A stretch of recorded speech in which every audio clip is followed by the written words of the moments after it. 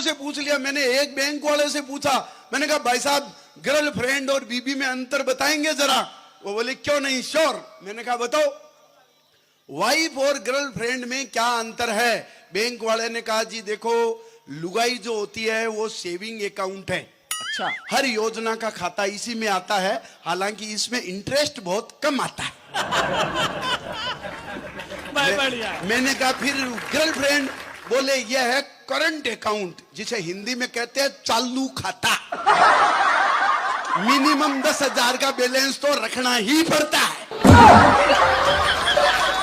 मैंने पुलिस वाले से पूछा, मैंने कहा भाई बीबी और गर्लफ्रेंड में अंतर बताएंगे जरा।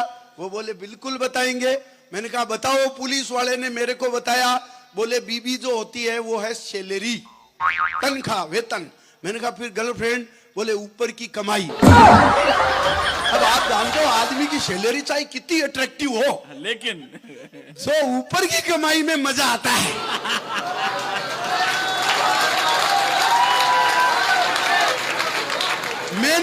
मैंने पूछा एक सब्जी वाले से, मैंने कहा भाई साहब आप बीबी और गर्लफ्रेंड में अंतर बताएंगे। वो कहा ठीक।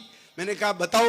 बोले बीबी होती है वो होती है लौकी, अब रामदेव वाले क्या कद्दू, लौकी, जो स्वाद में कड़वी होती है लेकिन स्वास्थ्य के लिए, सेहत के लिए बहुत लाभदायक होती है।